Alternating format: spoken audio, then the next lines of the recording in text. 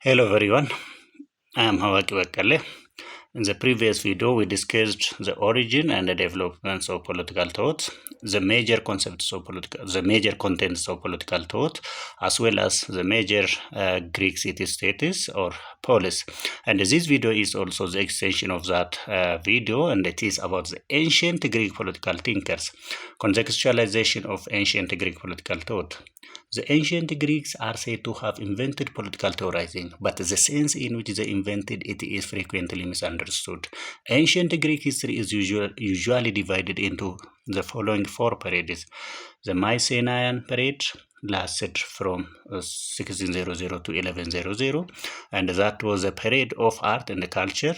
Second one was the Dark Ages, and it was between 1100 to 700 BC, and was characterized by the collapse of palaces and centralized power, loss of writings, population decline, and migrations following the collapse of Mycenaean civilization, and was known as the Dark Age.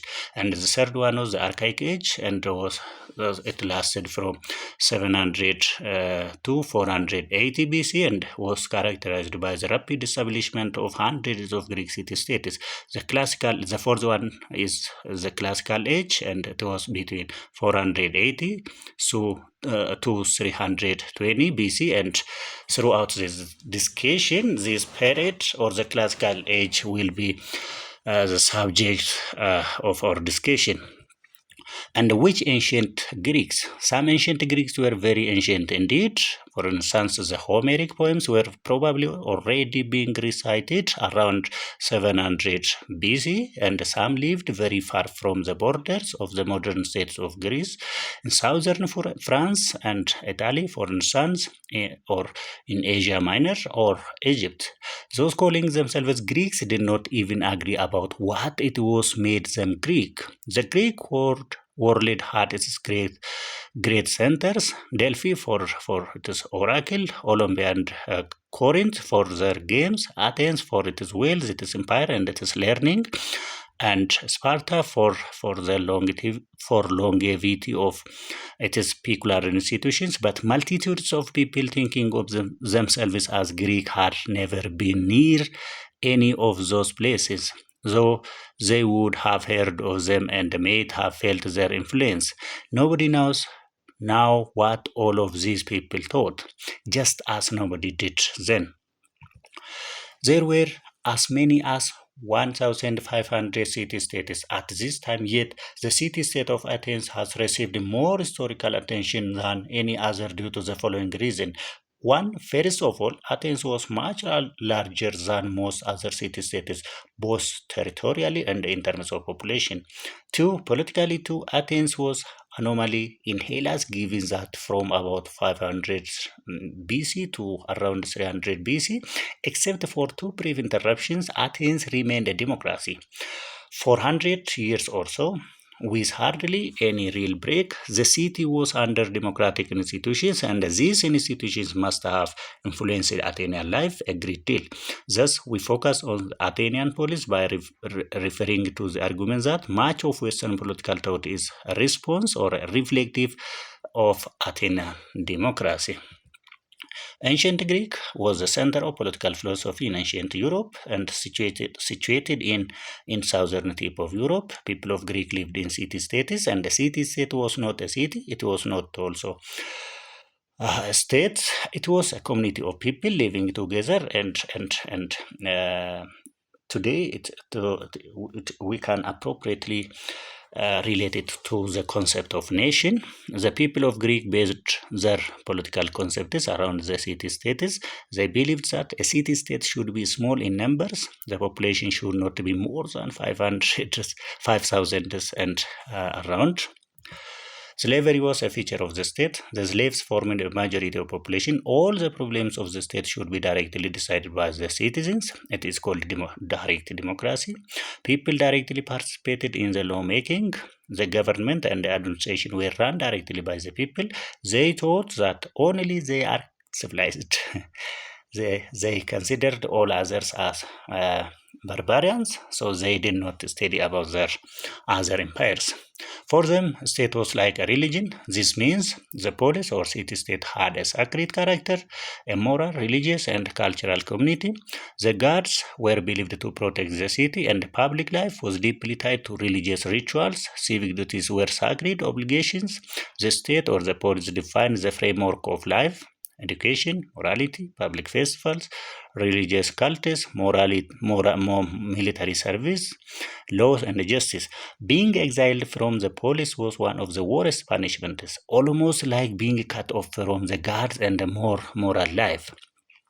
The individual had no private life. That means all resources had been owned in common.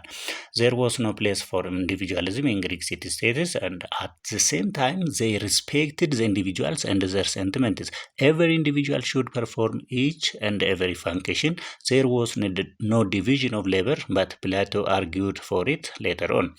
There was no difference between rights of individuals and rights of the states.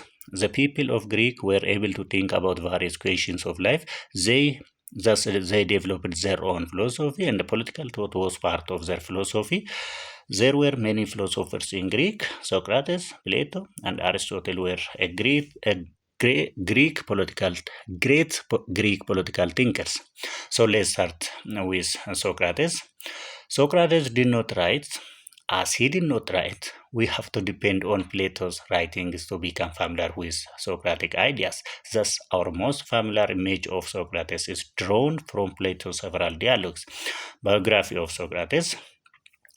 Socrates was born in a year 469 BC and at Athens and died in 399 BC. He lived when Athenian culture was at its peak. He also lived during the time of the great Athenian dramatists Sophocles and Euripides. He was recognized as one of the founders of Western philosophy, and Socrates still was recognized as one of the wisest men of his age. Socrates submitted morality and justice to philosophical or rational and scientific questioning for the first time in Western history and was executed for treason as a result. Commonly regarded as the initiator of political philosophy because he was the first philosopher to turn philosophy from inquiry into the whole order of nature to inquiry into human beings. Pre-Socratic philosophers like Thales and Empedocles were concerned primarily with cosmology, with giving an account of the fundamental principles governing the universe. Socrates never tried to give any new philosophy to his audience, but only wanted to expose the hollowness of knowledge of those who claimed to know something or possess knowledge. Whereas Ionian philosophers like Thales and Anaximander were interested in investigating the composition of nature, Socrates insisted that philosophers should pay attention to questions of human conduct, such as how human beings could live good lives. This was the central questions left by Socrates to his followers. Although such thinkers had looked outward to the cosmos, Socrates looked inward to the human soul.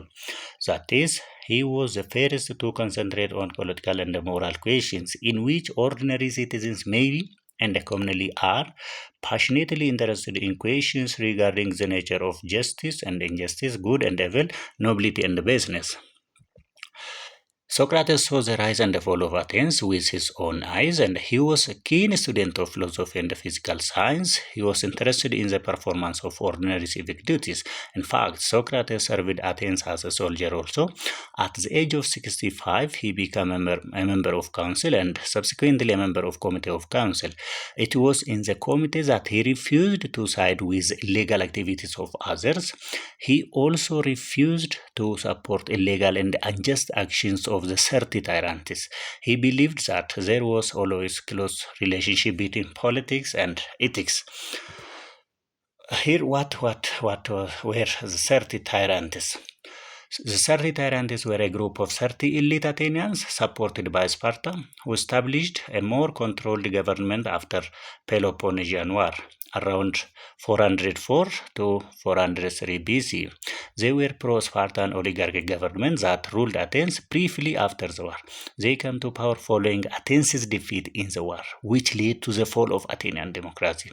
Their rule was characterized by harsh policies, political purges or eradications, and suppression of democratic institutions. They executed the exiled many citizens. They executed or exiled many citizens and suppressed dissent to consolidate power. Their rule lasted about a year, ending when they were overthrown by loyalist forces and a brief democratic restoration.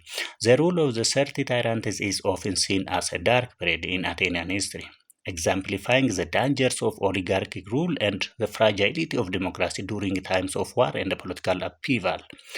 It was during this period that Socrates was imprisoned and brought to trial. And finally, Socrates was sentenced to death. Socrates refused to escape from the prison, where he was put on charges of impiety or sinfulness and abusing the youth on the plea that it was against the spirit of laws. Socrates' idea of virtue, which was closely related or similar as with knowledge.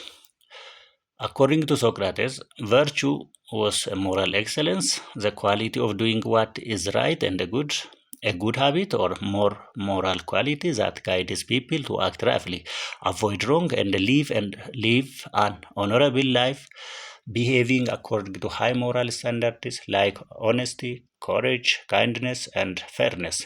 According to Socrates, knowledge was of two kinds: opinion or belief, and knowledge.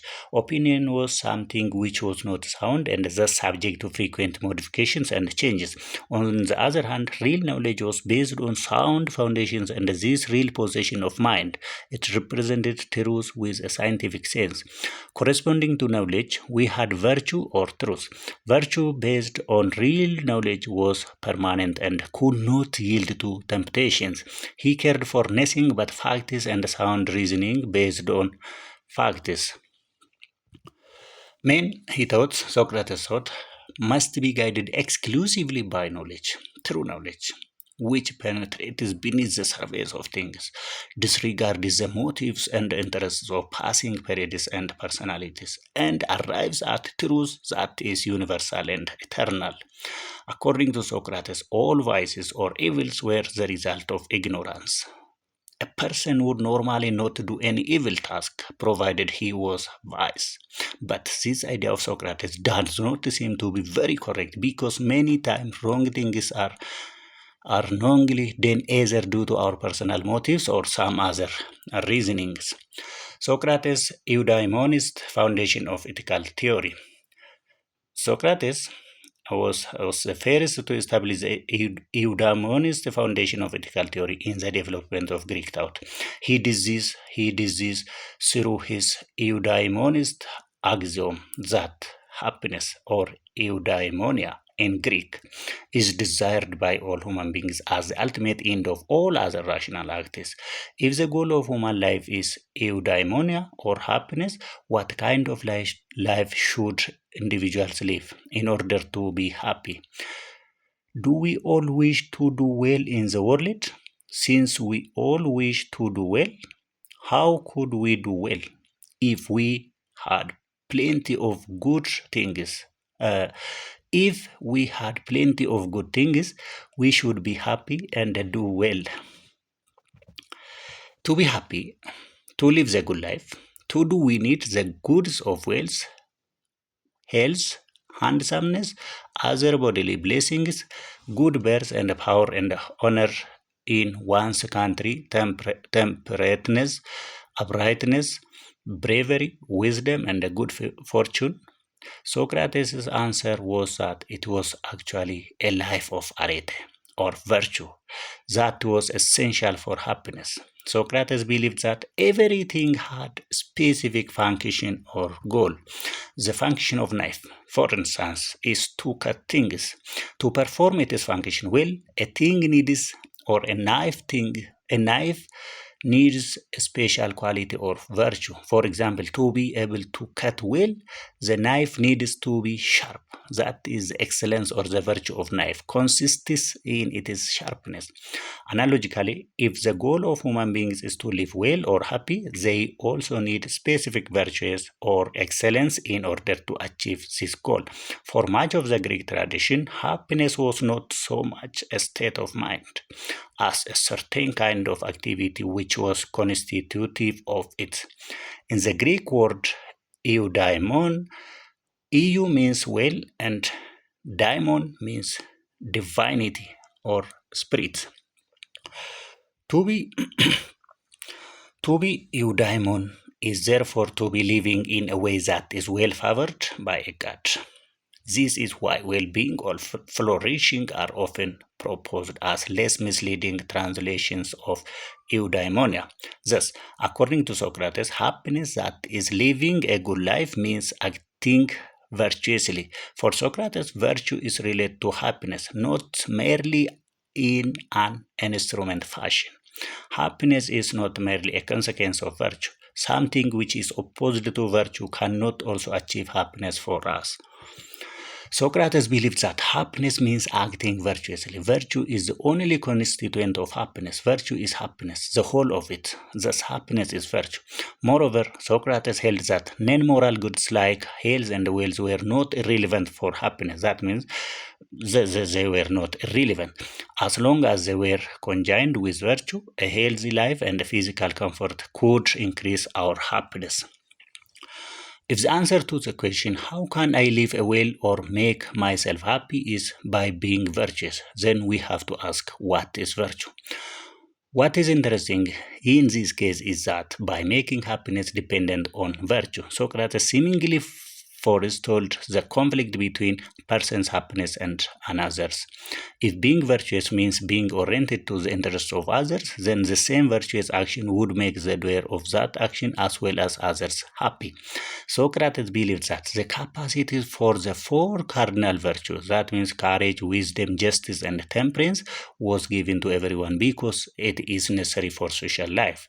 One of the Greek myths that Plato relates in the Protagoras was that when human beings were created, they were made weaker than animals and therefore had to try to live together in order to be able to deal with the stronger animals. Zeus, that means the chief god in ancient Greek methodology, therefore, fearing the total destruction of our race, sent Hermes to impart to men the qualities of respect for others and a sense of justice, so as to bring order into our cities and create a bond of friendship and union. The virtues being required for any collective endeavor becomes necessary for individual happiness. This was a customary way of thinking virtue with individual happiness. What we have to see is whether for Socrates too this was the root through which virtue became happiness or living well. In Plato's dialogues, various notable citizens of Athens invariably encounter Socrates, who poses questions to them regarding the nature of virtue. One of these questions was whether virtue is one thing or many. Socrates believed that in the unity of all virtues, claiming that the courageous man would also be wise, just, and temperate. All the virtues went together from the idea of the unity of virtues, following the other Socratic principle that virtue is knowledge. That means the unity of virtues is identical or similar with knowledge. If a wise man cannot be brave, this implies that we are cowardly only because of our ignorance. If we know about the value and the meaning of virtue, we would not act immorally. Having given us these hints about virtue, Socrates went on to ask questions about the acquisition of virtue, or rather about the questions of knowledge of virtue. Okay, Socratic lentus. Socrates' lentus is a method of dialectical questioning used to examine and refute definitions or beliefs. The term lentus roughly translates to refutation or cross-examination. Socrates adopted a dialectical method of study which was in question and answer form. It was by this method that he tested the knowledge of all those who claimed to possess that and exposed their hollowness. He wanted to make it clear as to what real knowledge was and how the ideas would be tested before accepting them. In essence, it involves asking a series of investigative questions to respondents to clarify their ideas, uncover contradictions, and ultimately demonstrate that their initial assumptions are flawed or defective or incomplete. It is a way of seeking lentus is a way of seeking truth through critical dialogue. It is how Socrates found out the answer to these questions about virtue. Socrates was infamous or famous for stopping anywhere on the street of Athens, in the marketplace or at somebody's house, and beginning discussion on the meaning of beauty, truth, or virtue, and many others. Such a discussion would usually begin with Socrates asking others their definitions of, say, beauty and others. Subsequently, Socrates would ask his interlocutor or his pupil to explain the meaning of the different aspects of his definition, and through his this cross examination get him to accept that there was an inconsistency in his definition of beauty and thereby move the argument forward. The Socratic method of investigation was dialogue, and knowledge of what is beauty or love was sought to be gained through this dialogue process. Though Plato never speaks in his own voice in dialogues, and dramatist persona is always someone other than Plato. Socrates, Gorgias, Cephalus, Glaucon, Alcibiades, and so many others, the author always Plato. That means these names were those Socrates confronted or made a dialogue with them, and the author was Plato. As the author, Plato may have deliberately constructed his early dialogues as aporetic, not only to give us a picture of the historical Socrates, but also in order to or in order to use these early dialogues to create a setting for his own philosophical position in Republic. Therefore, in Plato's book Republic, or in other documents that Plato wrote about Socrates, there were two Socrateses: the historic Socrates, or the person, the original one, the teacher of Plato, and the author, the writer who wrote about the conversation. But the dialogue process was so important to Socrates that he refused to put his thought down in writing. The historical Socrates did not write. He did not write because he believed that the real value of philosophizing lay in the responsive interaction of teacher and the pupil. As the teacher guides the pupil by questioning to become more aware of his own beliefs and their relationship to one another, books lack the attentiveness and responsiveness of true philosophical teaching, according to Socrates. Okay, Socrates' concepts or Socrates' view on states. Socrates was of the firm opinion that politics was an art and that it should be taught and accepted in that spirit. The politicians must be fully aware of conduct of political affairs. In his opinion, unless a prince was properly trained, he could not be successful ruler. To govern was the privilege of few, and only those few could have the privilege of sharing state secrets. Only those possessing deepest wisdom and highest virtue should be interested with the administration of government. Socrates stood for selfless devotion in politics.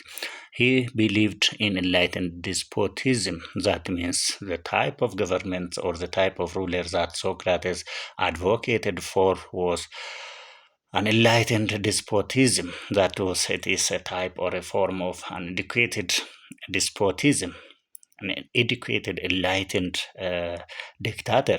Socrates was bitterly opposed to democratic institutions as were in vogue in Athens of these days. According to Socrates, all were not capable and competent to govern the masses. Only the wise and the intelligent had this right.